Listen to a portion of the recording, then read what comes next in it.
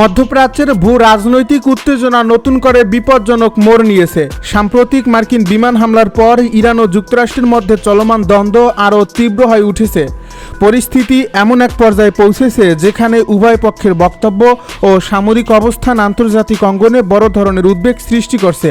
বিশ্লেষকেরা সতর্ক করে বলছেন, বর্তমান পরিস্থিতি নিয়ন্ত্রণের বাইরে চলে গেলে এর প্রভাব শুধু মধ্যপ্রাচ্যে সীমাবদ্ধ থাকবে না, বরং বিশ্ব অর্থনীতি, জ্বালানি বাজার এবং আন্তর্জাতিক নিরাপত্তা ব্যবস্থার উপরও গভীর প্রভাব ফেলতে পারে। সাম্প্রতিক ঘটনা প্রবাহের পর ইরান প্রকাশ্যে যুক্তরাষ্ট্রকে কঠোর ভাষায় সতর্ক করেছে।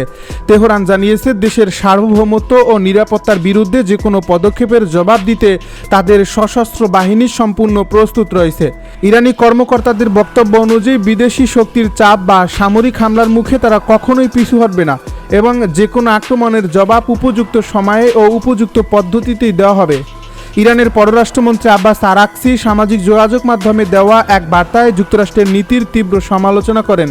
তিনি বলেন, বহুবার সামরিক ও রাজনৈতিক ব্যর্থতার অভিজ্ঞতার থাকা সত্ত্বেও ওয়াশিংটন আবারও এমন একটি পথ বেছে নিয়েছে যা পুরো অঞ্চলকে আরও অস্থিতিশীল করে তুলতে পারে। তার ভাষায়, ইরানের জনগণ ও সশস্ত্র বাহিনীর দৃঢ় মনোবলকে অবমূল্যায়ন করা একটি গুরুতর ভুল হবে। একই সঙ্গে তিনি ইঙ্গিত দেন যে বিদেশি সামরিক উপস্থিতি যতদিন এই অঞ্চলে থাকবে ততদিন উত্তেজনা ও সংঘাতের ঝুঁকিও বজায় থাকবে। ইরানি নেতৃত্বের বক্তব্যে বারবার উঠে এসেছে পারস্য উপসাগরের কৌশলগত গুরুত্ব। তারা মনে করিয়ে দিয়েছে, ইতিহাসের বিভিন্ন সময়ে এই অঞ্চলে বহিরাগত শক্তির হস্তক্ষেপ নানা ধরনের সংঘাত এবং অস্থিরতার জন্ম দিয়েছে। তেহরানের দাবি, আঞ্চলিক নিরাপত্তা নিশ্চিত করার একমাত্র পথ হল বিদেশি সামরিক প্রভাব কমিয়ে আনা এবং আঞ্চলিক দেশগুলোর মধ্যে সহযোগিতা বৃদ্ধি করা। এই উত্তেজনার পেছনে সাম্প্রতিক একাধিক সামরিক ঘটনার ভূমিকা রয়েছে। ইরান ও যুক্তরাষ্ট্র উভয় পক্ষই একে অপরের বিরুদ্ধে উস্কানিমূলক কর্মকাণ্ডের অভিযোগ তুলছে। সামরিক উত্তেজনা বৃদ্ধির পরপরই উভয় দেশের রাজনৈতিক ও সামরিক নেতাদের বক্তব্য আরও কঠোর হয়ে উঠছে। এর ফলে পরিস্থিতি শান্ত হওয়ার পরিবর্তে আরও জটিল আকার ধারণ করছে। মার্কিন প্রশাসনের পক্ষ থেকে জানানো হয়েছে, তাদের সামরিক পদক্ষেপ ছিল নিরাপত্তা ও কৌশলগত স্বার্থ রক্ষার অংশ, তবে ইরান এটিকে সরাসরি আগ্রাসন হিসেবে আখ্যায়িত করেছে।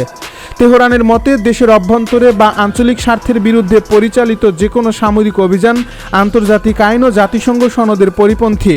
মার্কিন হামলার পর ইরানের সামরিক কমান্ডো দ্রুত প্রতিক্রিয়া জানায়। দেশটির উচ্চপদস্থ সামরিক কর্মকর্তারা ঘোষণা করেন যে জাতীয় নিরাপত্তা রক্ষার জন্য প্রয়োজনীয় সব ধরনের পদক্ষেপ নেওয়া হবে।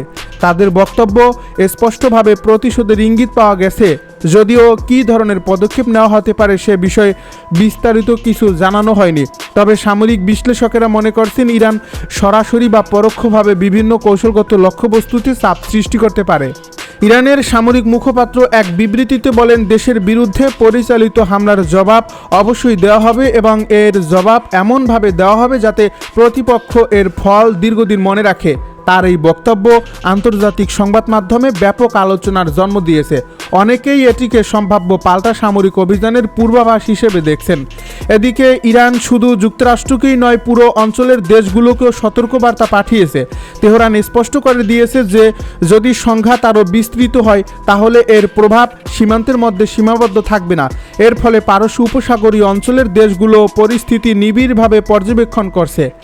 বিশেষ করে উপসাগরীয় অঞ্চলে অবস্থিত সামরিক ঘাঁটি ও কৌশলগত স্থাপনাগুলোর নিরাপত্তা নিয়ে নতুন করে উদ্বেগ তৈরি হয়েছে। বিভিন্ন দেশের নিরাপত্তা বিশ্লেষকেরা মনে করছেন, পরিস্থিতি আরও অবনতি হলে এসব স্থাপনা সম্ভাব্য ঝুঁকির মুখে পড়তে পারে। যদিও এখন পর্যন্ত কোনো পক্ষ আনুষ্ঠানিকভাবে নতুন সামরিক অভিযানের ঘোষণা দেয়নি, তবুও যুদ্ধের আশঙ্কা পুরোপুরি উড়িয়ে দেওয়া যাচ্ছে না। মার্কিন হামলার পর ইরানের দক্ষিণাঞ্চলে একাধিক বিস্ফোরণের খবর সামনে এসেছে।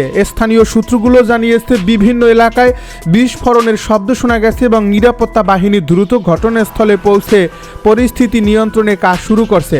তবে ক্ষয়ক্ষতির প্রকৃত পরিমাণ সম্পর্কে এখনও বিস্তারিত তথ্য প্রকাশ করা হয়নি। কৌশলগতভাবে গুরুত্বপূর্ণ উপকূলীয় অঞ্চলগুলোতে নিরাপত্তা ব্যবস্থা জোরদার করা হয়েছে। ইরানি কর্তৃপক্ষ বলছে, পরিস্থিতি নিয়ন্ত্রণে রয়েছে, তবে জনগণকে আতঙ্কিত না হওয়ার আহ্বান জানানো হয়েছে।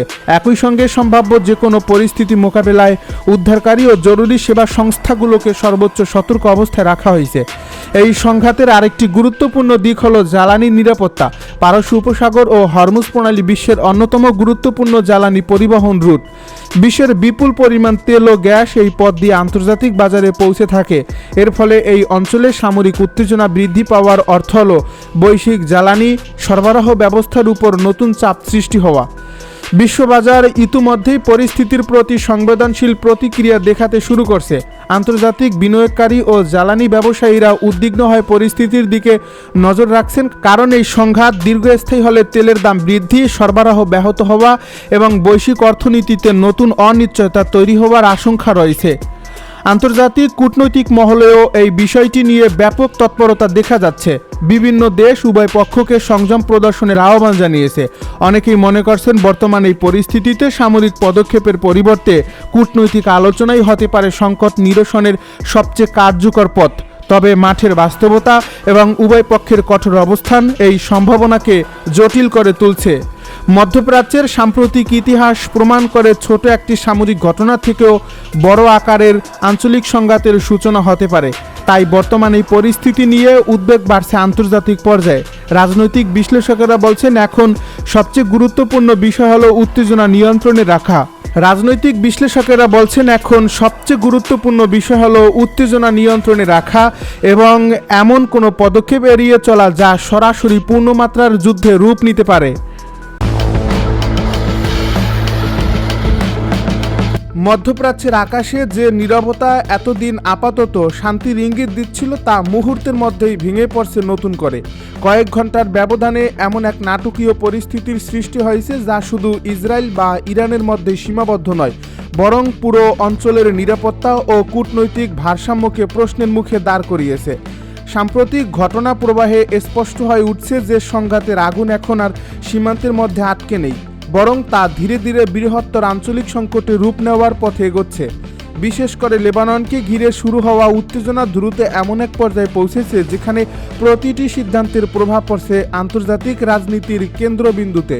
এই ঘটনার সূত্রপাত হয় লেবাননের দক্ষিণাঞ্চলে ইসরায়েলি বাহিনীর একটি বিতর্কিত সামরিক অভিযানের মাধ্যমে। ওই হামলার পরপরই বিভিন্ন মহলে তীব্র প্রতিক্রিয়া দেখা দেয়। তেহরান স্পষ্ট ভাষায় জানিয়ে দেয় যে তারা এই ঘটনাকে শুধুমাত্র একটি সীমিত সামরিক পদক্ষেপ হিসেবে দেখছে না, বরং নিজেদের কৌশলগত স্বার্থ ও মিত্রদের বিরুদ্ধে সরাসরি চ্যালেঞ্জ হিসেবে বিবেচনা করছে। এরপর থেকেই পরিস্থিতি দ্রুত উত্তপ্ত হতে শুরু করে। কূটনৈতিক পর্যায়ে উত্তেজনা বাড়তে থাকলেও অনেকেই ধারণা করেছিলেন শেষ পর্যন্ত বিষয়টি হুমকি পাল্টা হুমকির মধ্যেই সীমাবদ্ধ থাকবে, কিন্তু বাস্তবে যা ঘটছে তা বহু বিশ্লেষকের প্রত্যাশার বাইরে ছিল। রাতের অন্ধকার নামার পর ইসরায়েলের বিভিন্ন অঞ্চলে সতর্কতামূলক সাইরেন বেজে ওঠে। আকাশে দেখা যায় একের পর এক ক্ষেপণাস্ত্রের গতিপথ, প্রতিরক্ষা ব্যবস্থা সক্রিয় হয়ে ওঠে। কিন্তু হামলার তীব্রতা এবং ব্যাপকতা নিয়ে দেশটির নিরাপত্তা মহলে শুরু হয় নতুন উদ্বেগ। যে আত্মবিশ্বাস দীর্ঘদিন ধরে ইসরায়েলি নিরাপত্তা নীতির অন্যতম ভিত্তি ছিল, সেই আত্মবিশ্বাসেই যেন প্রথমবারের মতো বড় ধরনের ধাক্কার ইঙ্গিত দেখা যায়। সাধারণ মানুষের মধ্যেও ছড়িয়ে পড়ে আতঙ্ক। নিরাপদ আশ্রয়ের খোঁজে ছুটতে থাকে হাজারো পরিবার। বহু এলাকায় রাতভর জরুরি অবস্থা জারি রাখা হয় এবং নাগরিকদের অপ্রয়োজনীয় বাইরে চলাচল থেকে বিরত থাকার নির্দেশ দেওয়া হয়।